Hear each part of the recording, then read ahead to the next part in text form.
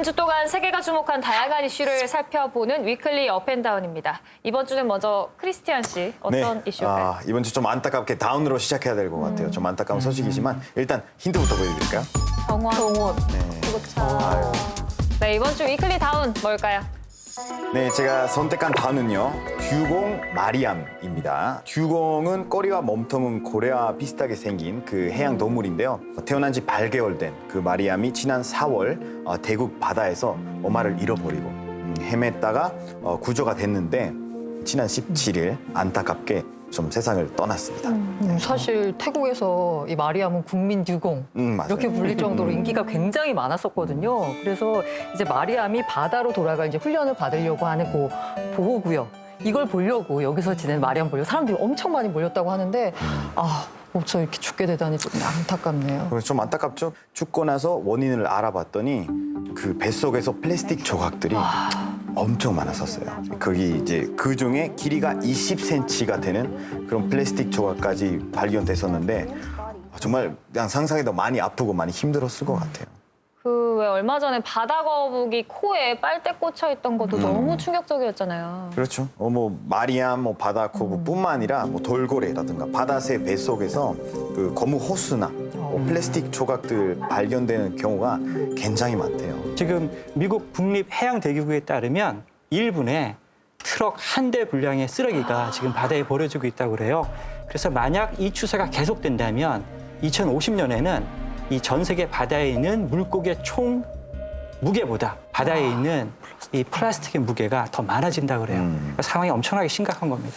참 안타깝죠. 왜냐면 그 해양 동물들 사실 죄도 없는데 맞아요. 우리 네. 인간 때문에 지금 죽고 있는 상황이잖아요. 우리가 변에서 자주 쓰는 그 플라스틱 아니면 쉽게 버리는 그 플라스틱 그 조각 때문에 이렇게 많은 동물들이 죽고 있다는 그 사실을 빨리 변했으면 좋겠어요. 플라스틱 쓰레기로 목숨을 잃은 듀공 마리암 이번 주 다운으로 알아봤습니다. 다음은 코란 기자님. 저도 안타깝게 다운을 준비했는데요. 어떻게 보면 크리스티안하고 좀 맥락이 닿는데 인간의 욕심 때문에 사라지고 있는 것에 대한 소식입니다. 네. 어렵네요. 이번에 연결하기가 좀. 저도 이 말은 처음 들어봐서 네, 잘 알 수 없는 이번 주 두 번째 다운 뭘까요? 제가 선정한 다운은 빙하 장례식입니다. 정확히 어떤 이 것이죠? 말 그대로 네. 빙하를 추모하는 장례식입니다. Des Monats hat der Weltklimarat festgestellt.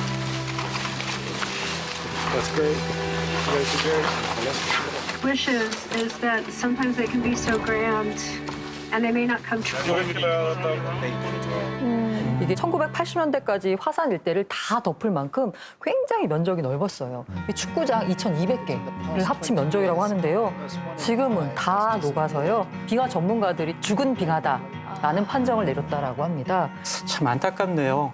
얼마 전에는 알프스 산맥 정상에서 이 에메랄드빛 호수가 발견돼가지고 화재를 불러일으킨 적이 있었습니다. 그러니까 알고 보니까 이 지구온난화 때문에 빙하가 녹아가지고서 호수가 만들어진 거죠.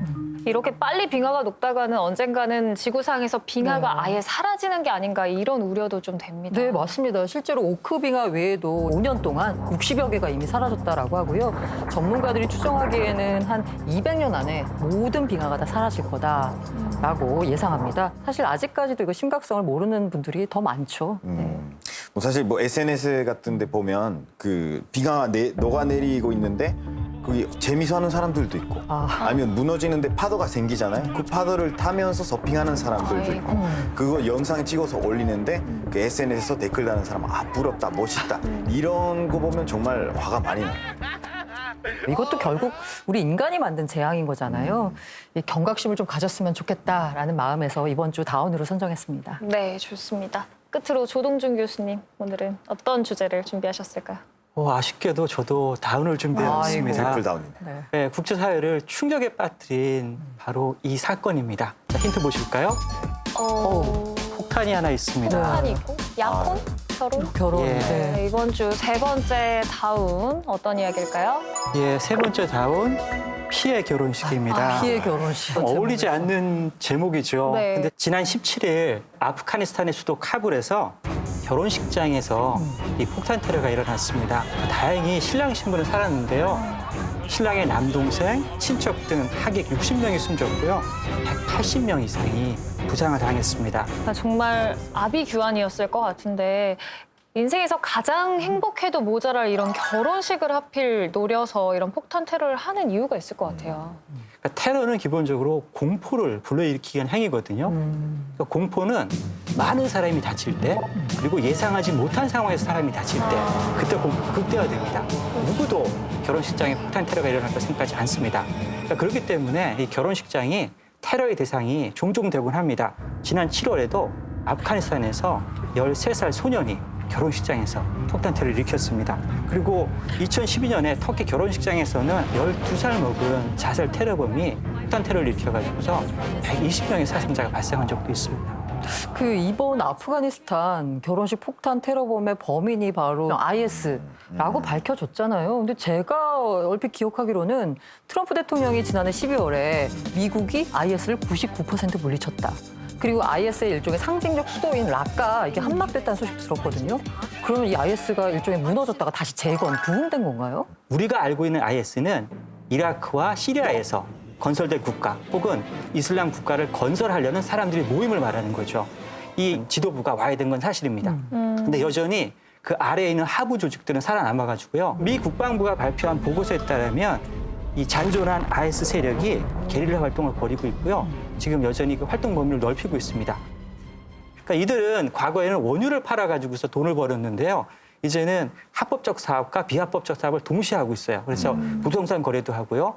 호텔도 하고 그다음에 마약도 재배하고. 이렇게 사실 뭐 돈도 엄청 많고 지금 계속 그 세력을 확장하는 그 IS를 그 미국과 연합군이 과연 없앨 수 있을까요?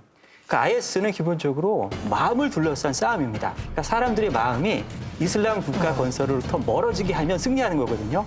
근데 여기까지 가긴 엄청나게 아주 오랜 시간이 걸릴 수밖에 없습니다. 지금 미국이 중동 지방으로부터 아프가니스탄에서 철수하려고 그래요.